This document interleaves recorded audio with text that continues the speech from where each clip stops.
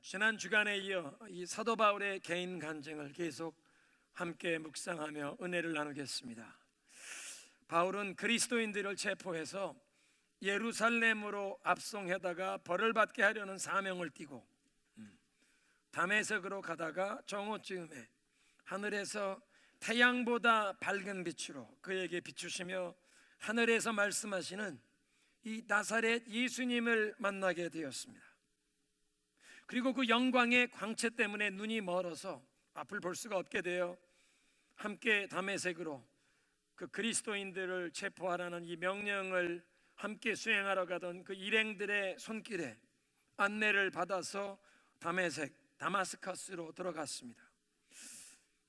길에서 예수님 만났을 때 주여 내가 무엇을 하리이까 물었더니 예수님께서 성에 들어가서 기다리면 내가 너에게 다 일러줄 사람을 보낸다 말씀하셨는데 정말로 아나니아라는 사람이 바울을 찾아왔습니다. 아나니아라는 사람이 바울을 찾아와서 그의 입에 첫 마디 말이 형제 사울아 다시 보라, 이 말 한마디에 3일간 앞을 보지 못하던 바울의 눈이 뜨였고 다시 앞을 보게 되었다는 것은 이 아나니아가 정말 하나님이 보낸 사람이요, 그리고 그의 입을 통해 전해지는 메시지가 3일 전에 이 다메섹으로 오는 도상에서 길에서 자기가 만났던 그리스도께서 주시는 말씀이라는 것을 증거하는 사인이었습니다. 그 아나니아가 무슨 메시지를 전했습니까? 우리 조상의 하나님께서 너를 택하셨다. 우리 조상의 하나님이 너를 택하셨다. 이 택하셨다는 말씀 굉장히 의미심장한 얘기입니다. 하나님이 구원받을 자를 택하시고 부르시는데 하나님의 그 무궁한 지혜와 선하심 가운데 그 하나님의 절대 주권적인 섭리 가운데 무조건적이로 불가항력적인 그 은혜로 구원받은 자를 택하신다는 것입니다. 그 택함받은 사람에게 어떤 선행이 있어서 다른 사람보다 더 뛰어나서 무슨 복을 받아야 할 당연한 이유가 있어서가 아니라 이런 조건이 없이 하나님이 택하시는데 이 사도 바울을 다메섹 도상에서 하나님이 만나 주실 때 그의 상황, 그의 모습을 한번 생각해 보십시오. 그는 그리스도인들을 박해하던 사람이었습니다. 남녀 구분 없이 잡아다가 옥에 가두고 사람을 죽이기까지 했던 박해자였습니다. 그리고 자기가 그런 행동을 하는 것이 하나님을 대적하는 것인지도 모르는 이 영적인 무지함과 교만에 사로잡힌 정말 소망이 없는 죄인이었습니다. 그런데 하나님께서 그를 무조건적으로 선택하셨다는 것입니다. 감히 저항할 수 없는, 거부할 수 없는 불가항력적인 은총이 그에게 부어져서 태양보다 강한 빛으로 하나님께서 그를 만나주시고 그를 구원해 주신 줄로 믿습니다. 근데 사실 오늘 이 예배에 참석해서 이 메시지를 듣고 있는 저와 여러분도 바울처럼 하나님께서 우리를 선택하셔서 우리가 예수를 믿게 되었고 오늘도 이 예배의 자리에 나와 예수 그리스도를 믿고 의지하는 이 신앙의 자리에 이른 줄로 믿으시기 바랍니다. 아나니아가 우리 조상의 하나님이 너를 택하셨다라고 바울에게 얘기했는데 이건 바울에게만 들려지는 얘기가 아니라 우리도 하나님이 택하셨기에 주일 아침 이 시간에 이 자리에 나와 하나님을 예배하며 예수님의 말씀에 귀를 기울이게 되었다는 것입니다.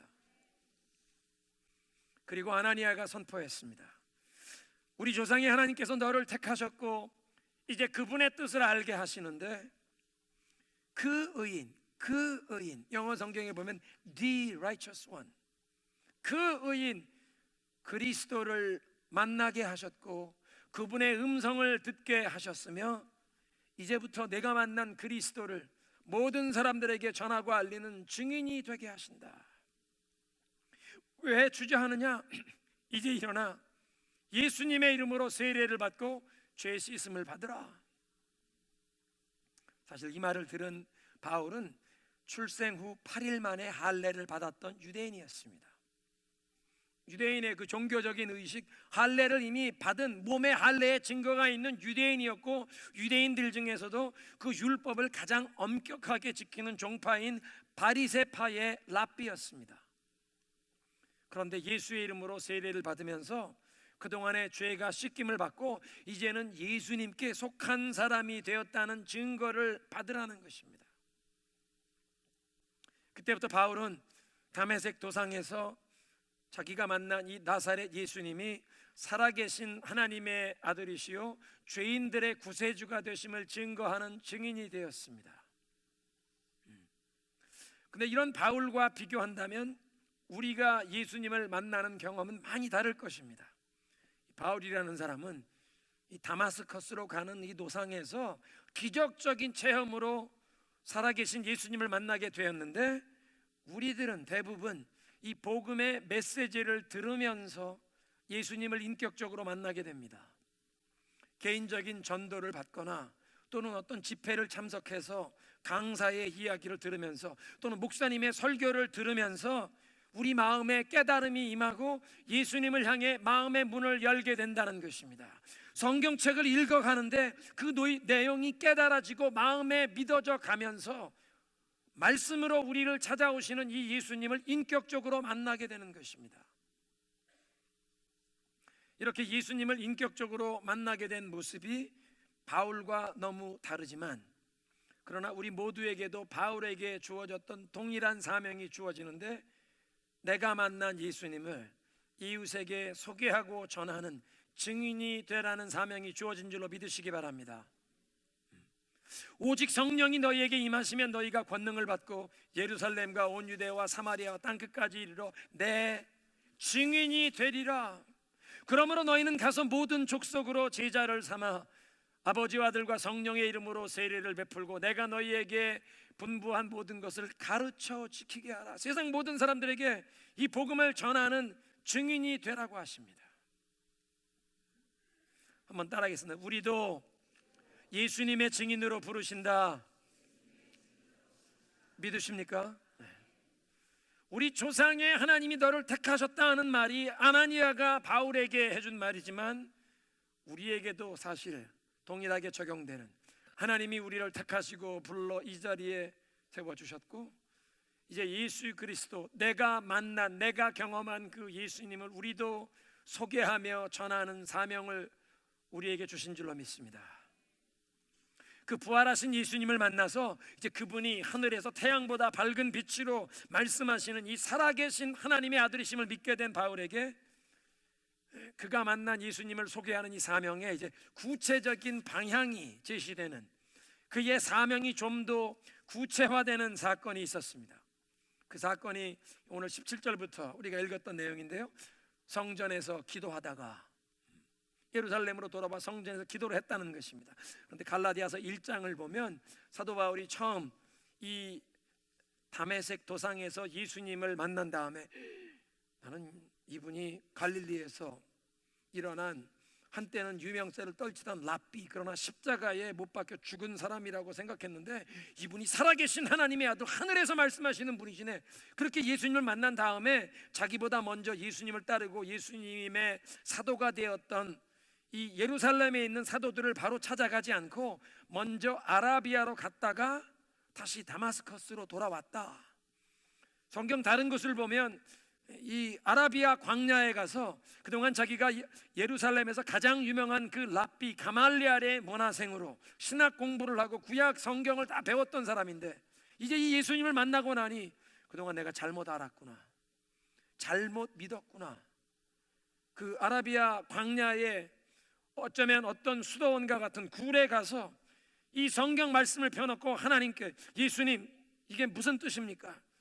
그 구약 성경의 말씀, 자기가 배운 말씀을 다시 한번 예수님과의 만남 속에서 새롭게 깨닫는 3년의 그런 자기 성찰과 기도의 시간이 있었습니다. 그리고 다메섹으로 돌아왔고, 갈라디아서 1장 17절 18절에 보니까 3년 만에 내가 예루살렘에 다시 올라갔다. 그래서 오늘 기록된 이 말씀이 내가 예루살렘 성전에서 기도하는 중에 이게 그 3년을 얘기하는 건지 그 다음 몇 년 뒤의 일인지는 정확하게 시기는 알 수 없습니다. 분명한 것은 예루살렘 성전에 들어가서 기도를 하는데 바울이 환상을 보게 되었습니다. 주님께서 나타나 말씀을 하시는 것입니다. 바울은 사실 예루살렘으로 돌아오면서 마음에 간절한 소망이 있었습니다. 하나님의 은혜를 힘입어 그동안 자기가 박해하던 그리스도, 그리고 아직도 예루살렘에 수많은 사람들이, 사도들이 예수님의 이 복음을 전하는데 그것을 거부하고 도리어 그리스도인들을 핍박하는 유대인들이 있는데 그 사람들을 예수님께로 인도하는 데 쓰임받기를 원했습니다. 로마서 9장에 바울이 밝히는 것 보면 이것은 바울의 평생의 마음에 가장 간절한 소망이었습니다. 자기의 동족들이, 이스라엘 민족들이 예수님을 믿고 예수님 앞에 돌아오는 것을 마음에 뜨거운 거룩한 부담으로 품었다는 것입니다. 그래서 사도행전에 기록된 그의 행적을 보면 이 3번에 걸친 전도 여행, 로마 시대의 그 지중해 연안 곳곳을 다닌 행적을 보아도 동족을 사랑해서 동족에게 먼저 이 복음을 들을 기회를 주는 이 이스라엘 민족이 주님 앞에 돌아오기를 간절히 소원했던 마음이 있었다는 것입니다. 어쩌면 지금 이 예루살렘 성전에서 기도할 때도 그런 내용을 가지고 기도하고 있었는지 모르겠습니다. 그런데 예수님께서 그 환상에 나타나 말씀하십니다. 예루살렘을 속히 떠나라. 이 도시의 사람들이 네가 나에 대하여 증거하는 것을, 그 말을 듣지 않으리라. 바울이 주님께 다시 한번 간곡히 요청을 합니다. 자신이 이 예루살렘에서 동족들이 예수님께 돌아오는데 쓰임받기를 구하는 것입니다. 주님, 내가 회당을 찾아다니면서 예수를 믿는 사람들을 다 붙잡아서 때리고 그들을 잡아 가두던 일을 이 도성에 있는 사람들이 다 알고 있습니다. 그리고 주님의 증인이었던 그 스데반이 순교당할 때, 피 흘리고 죽을 때 내가 그 모든 일의 주동자로 사람들의 옷을 다 내가 맡고 책임 맡고 사람들이 돌로 때려서 이 스데반이 순교당하는 그 일에 내가 주모자였습니다. 내가 이렇게 열심을 다해 핍박하던 그리스도의 도를 내가 전하면 나의 과거 행적을 알던 사람들이 그들도 예수를 믿게 되지 않겠습니까? 그런데 주님께서 바울에게 다시 말씀하십니다. 떠나라. 내가 너를 멀리 이방인들에게로 보내노라. 이렇게 해서 사도 바울은 이방인의 사도로 친히 그리스도의 보내심을 받게 되었습니다. 그리고 3번에 걸친 그 선교 여행을 통해서 지중해 연안의 로마 제국을 종횡무진 다니면서 수많은 도시에서 이방인들에게 복음을 전해 그들을 제자로 삼고 그들을 양육하고 교회를 세우는 이런 사명을 근 20년간 성실하게 수행하다가 사도행전 21장에 이 예루살렘 성전에서 무리에게 사로잡혔던 것입니다. 이방인의 사도로 바울이 부르심을 받는, 이 사명을 받는 그 장면을 보면서 우리는 다시 한번 하나님께서 우리가 구하는 것보다 훨씬 더 좋은 것으로 응답하시는 분이심을 깨닫게 됩니다. 한번 따라하겠습니다. 하나님은 우리가 구하는 것보다 훨씬 더 좋은 것으로 응답하신다. 우리가 기도하고 구하는 것보다 훨씬 더 좋은 것으로 주시기를 기뻐하시는 분이시라는 뜻입니다. 바울이 동족을 사랑하는 마음 가운데 자기가 그 가말리알의 문화생으로 교육을 받은 이 예루살렘에서 주님의 일에 쓰임받기를 구했지만, 간절한 이 소원을 주님께 아뢰었지만 주님은 그 요청을 승인하지 아니하시고 떠나가라, 내가 너를 멀리 이방인들에게 보낸다 하셨습니다. 어쩌면 이 바울이 마음속에 실망했을지도 모르겠습니다. 내가 이렇게 간절히 구했는데 하나님이 왜 이걸 승인치 않으시나? 왜 이걸 허락지 아니하시나? 하나님께서는 종종 당신의 백성들의 기도에 은혜로 응답하시는데 우리가 기도로 구한 그것을 주시는 것이 아니라 훨씬 더 좋은 것을 주시는 분이십니다. 구약에 보니까 하나님께서 아브라함에게, 아브라함아, 내가 너에게 자손의 축복을 주리라. 너 이름을 바꾸자. 내 아내도 이름을 바꿔야겠다. 사레가 아니라 사라, 열국의 어머니가 되는, 이름을 바꾸자. 그런 얘기를 듣고 하나님께서 아브라함에게 말씀하시는데 그 옆에 있던 사라가 그 말을 듣고 우리 영감님이 100세나 되셨는데 어떻게 아들을 낳나? 내가 나이가 90세인데 경수가 끊어진 지 몇십 년이 됐는데 어떻게 아기를 낳나? 그리고 피식 웃었습니다. 하나님께서 아브라함에게 얘기하십니다. 야 아브라함아, 네 아내 사라가 왜 웃느냐? 아닙니다, 나 웃지 않았습니다. 웃지 않았다고 시치미 때는 사라에게 하나님 뭐라고 말씀하십니까? 사라야, 내년 이맘때 너 아들을 낳거든 이름을 이삭, 웃음이라고 지어라. 그런데 하나님이 사라에게 이 말씀을 하시기 전에 아브라함이 하나님께 기도하는 내용이 있습니다. 너에게 자손의 축복을 준다, 네 아내까지 이름을 바꿔라, 이런 말씀을 막 하시니까 사실은 하나님이 자손의 축복을 주신다는 얘기가 25년 전에 있었습니다. 그런데 1년, 2년, 3년 세월이 가도 자식 생기를 기미가 없으니까 한 10년째 되던 해에 아내 사라가 남편에게 여보 하나님이 약속하셨는데 내가 보니까 방법이 있네. 내 몸종, 이 애굽 여인 하갈이 있는데 이 몸종을 통해서 우리 씨를 얻읍시다. surrogate mother, 대리모를 삼자는 겁니다. 자기 몸종을 남편에게 주어서 서자를 얻었는데 이스마엘이었고, 하나님이 지금 너에게 자손의 축복을 준다, 내 아내의 이름을 바꿔라, 왜 웃냐, 이런 말씀을 하실 때 이스마엘이 13살, 14살쯤 되었습니다. 그러니까 하나님 앞에 이렇게 말씀을 듣고 있던 아브라함이 하나님께 기도합니다. 주님, 이 내게 주신 이 아들 이스마엘이는 하나님 앞에 복을 받고 살기를 구합니다. 하나님께서는 아브라함은 이스마엘이나 복을 달라고 구하는데 그의 아내 사라가 임신을 하게 하시고 1년 만에 약속의 아들 이삭을 주신 줄로 믿습니다. 아브라함은 그냥 이스마엘을 위해 기도하는데 하나님은 친아들, 언약의 아들 이삭을 허락하시더라는 것입니다. 사도행전 22장에 사울이 밝히는 간증을 보아도 사울은 예루살렘에서 이 동족들을 전도하는 데 쓰임받기를 원했지만 주님께서 말씀하십니다. 아니다, 내가 너를 이방인들에게 보내리니 홀로 있는 여인의 자식이 남편 있는 사람의 자식들보다 많으리라. 이게 도대체 무슨 말씀입니까? 하나님께서 이 야곱에게 주셨던 말씀 가운데 보면 야곱에게 이 두 아내 라헬과 레아가 있는데 레아가 언니고 라헬은 동생인데 라헬이 더 이쁘게 생겼고, 라헬이 야곱의 총애를 받는 아내였지만 남편의 사랑을 받지 못하고 홀로 독수공방해야 하는 레아의 자손이 더 많다, 레아의 아들들이 더 많다. 항상 남편의 사랑을 받고 총애를 받는 라헬보다 남편이 곁도주지 않는 것 같은 레아에게 하나님이 위로하셔서 더 많은 자손을 얻게 하시는데, 이스라엘 백성들이 자기들은 하나님께 택함받은 선민이라고 생각하고 이방인들은 그냥 지옥에 가서 장작더미처럼 불에 탈 사람들이라고 여겼는데, 하나님께서는 사도 바울을 그 이방인들에게 보내셔서 이방인들이 복음을 받고 복음을 듣고 하나님을 예배하게 되는 참 구원의 백성이 이방인 가운데 더 많아질 것을 말씀하는 것입니다. 하나님의 종들이 쓰임받는 시간과 장소는 하나님이 정해주십니다.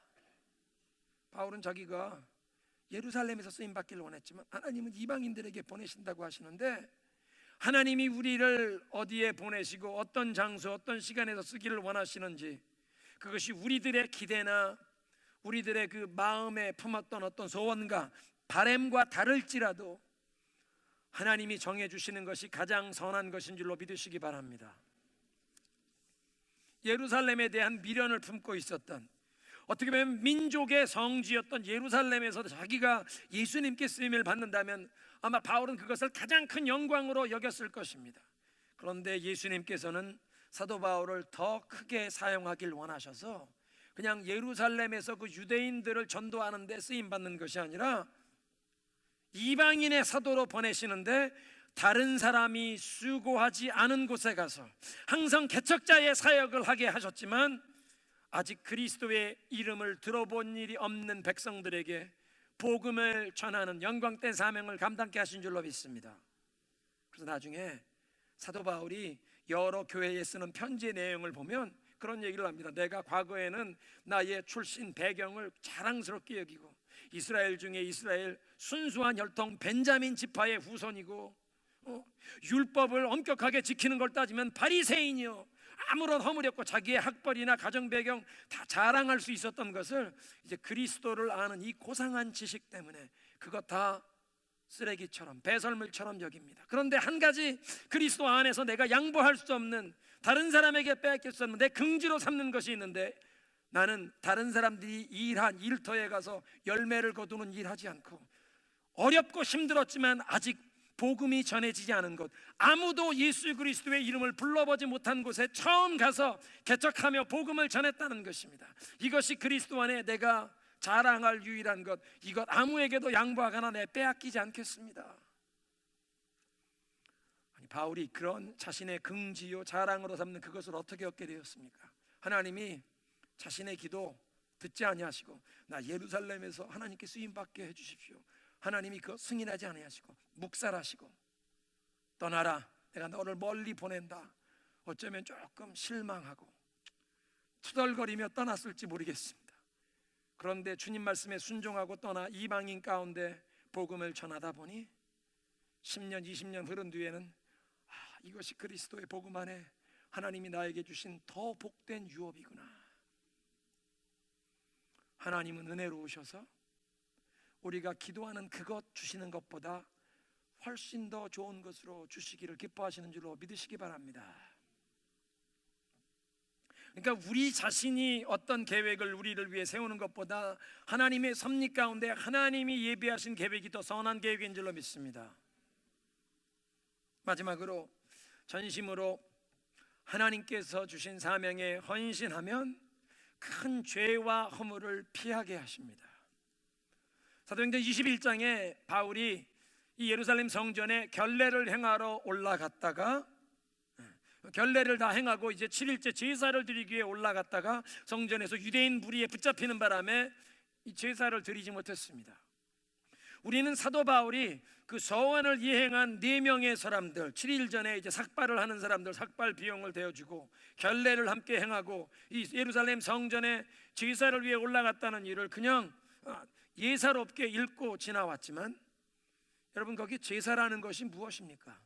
우리 지난해 우리가 레위기 말씀을 묵상하며 레위기를 공부한 것처럼 제사란 양이나 소 중에서 흠이 없는 좋은 이 짐승을 제물로 택하여 성전에 가지고 옵니다. 제사장 앞에 가지고 와서 제사장 앞에서 이 예배자가 양이나 염소의 머리에 안수를 하고 기도를 하면서 자기의 죄를 다 자백하는 것입니다. 참회의 기도를 하는 것입니다. 그리고는 이 양이나 염소를 칼로 이걸 도축해서 죽이고 그 피를 대제사장, 이 제사장들이 이 피를 금 대접에 받아서 제단 밑에 뿌리고 이 양을 이제 각을 떠서 이 양이나 염소의 콩팥과 기름을 번제단에 불살라 하나님 앞에 향기로운 향기가 되게 하면서 이 예배자의 죄 사함을 구하는 예배 의식입니다.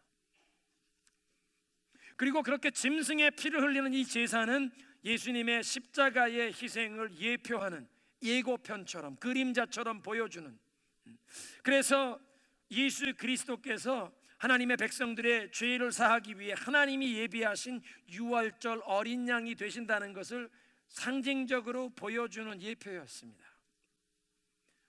그리고 골고다 언덕에서 예수님께서 십자가에 못 박혀 물과 피를 다 쏟으시며 순환을 받으신 다음에 모든 하나님의 백성들의 죄를 이 단번에 영원히 해결하신 예수님의 그 십자가의 한 번의 제사로 한 번에 영원히 그 모든 죄를 다 해결하신 단번의 제사가 드려졌기 때문에 예수 그리스도를 믿는 이제 하나님의 사람들은 더 이상 짐승을 죽여 피를 흘리며 하나님을 예배하지 않습니다. 그런 제사를 드리지 않습니다.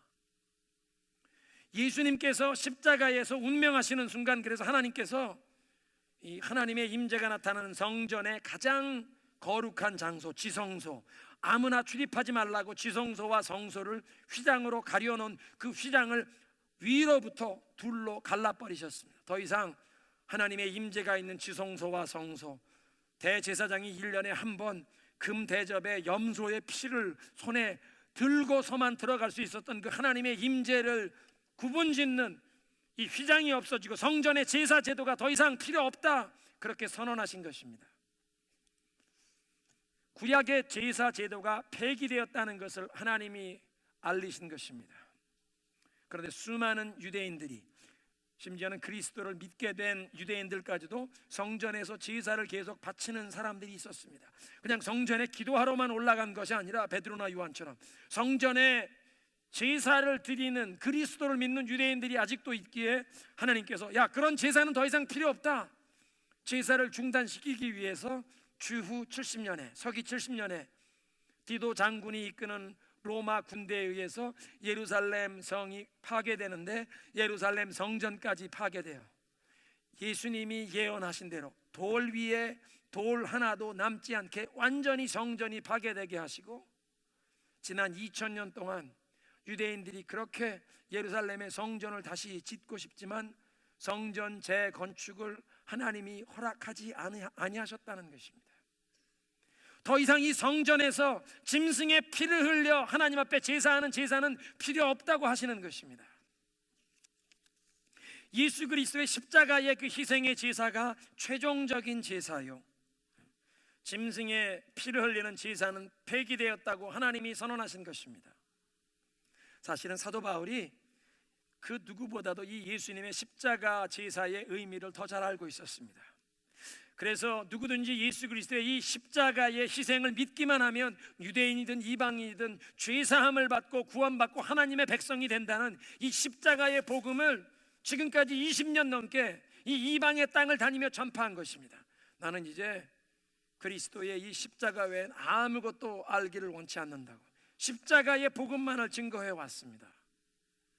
그런데 이방인들 가운데 예수를 믿게 된 이 개종자들과 유대인들 가운데 예수님을 믿게 된 이 히브리파 성도들 간에, 교회 안에 이 구약의 율법을 지키는 이 전통에 대한 것 때문에 오해가 생겨서 교회 안에 이 분열이 생기려는 그런 모습을 보고, 그 분열을 막고자 사도 바울이 이방인들 가운데 예수를 믿게 된 사람들에게 부탁을 했습니다. 권면을 했습니다. 여러분, 사랑의 헌금을 좀 모금하십시오.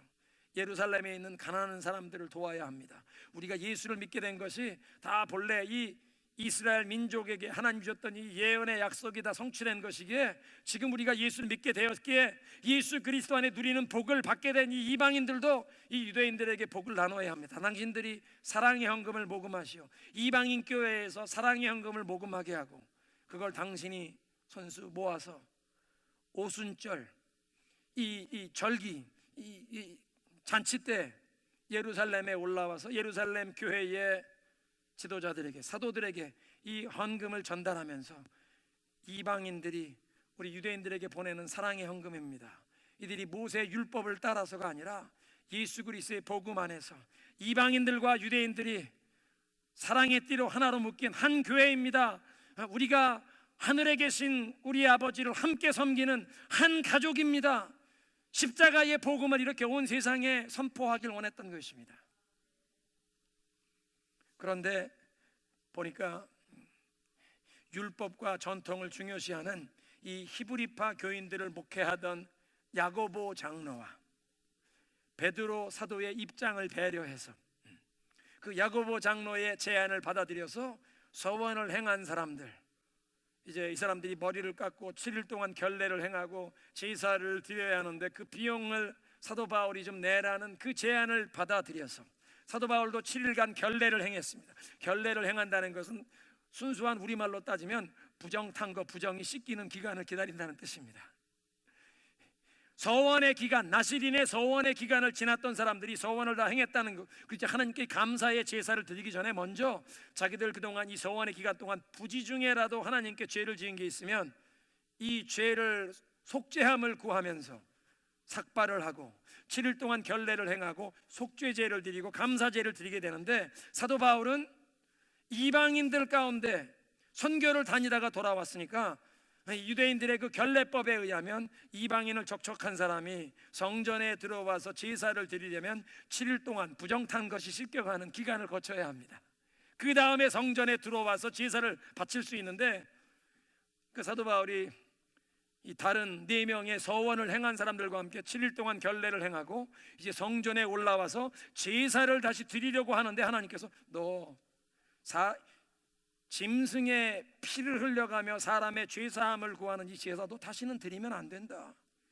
예수님의 십자가의 복음을 지금까지 증거해 온 사람이 이 십자가의 그 능력, 십자가의 그 영광을 조금 더 훼손시키는 그런 일을 하면 안 된다. 하나님이 막으신 것입니다. 제사 드리지 못하게 유대인 폭도들에게 붙잡히게 하셨습니다. 근데 유대인 폭도들에게 붙잡혔는데 그들에게 집단 폭행을, 집단 구타를 당하다가 죽으면 안 되니까 예루살렘 성전 북쪽 벽에 붙어있던 안토니아 요새에서 로마 군인들이 급히 출동하는데 천부장이 2명의 백부장과 함께, 백부장은 100명의 부하를 거느린 중대장입니다. 2개 중대가 출동했습니다. 사도 바울을 구출하기 위해서. 사명이 남아있는 자 구출하십니다. 그런데 로마 군인들에게 붙잡혀서 이제 죄인으로 수감되는 사도 바울 신상에 큰 불상사가 일어났습니다. 불상사였습니까?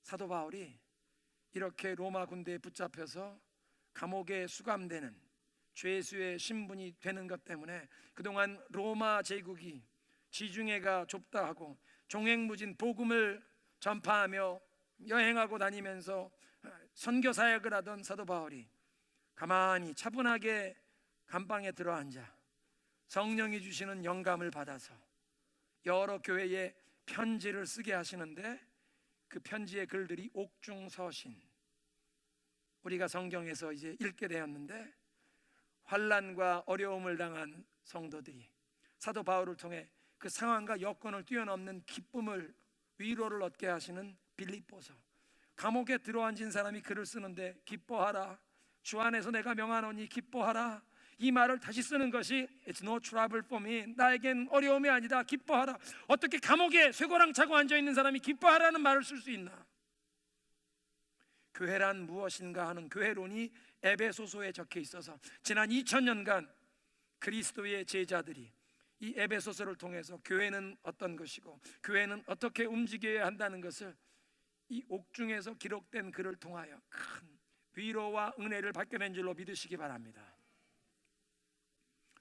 그리스도의 증인으로 살아가는 사명에 헌신하여 충성하면 사실 사도 바울은 선한 의도에서 교회가 분열되는 것을, 유대인의 교회와 이방인의 교회가 분열되는 것을 원치 않아서 이 유대인의 전통과 율법을 중요시 여기던 이 목회자 야고보 장로와 베드로 사도의 입장을 배려해서 또 이 율법에 대한 이런 관심, 이 끈을 아직도 놓지 못하는 믿음이 연약한 히브리파 성도들을 배려해서 결례를 행하고 제사하는 일 내가 예수님 생각하며 하면 되지라고 생각했지만 하나님께서 그런 큰 실수와 죄를 범하는 것을 피하게 하십니다.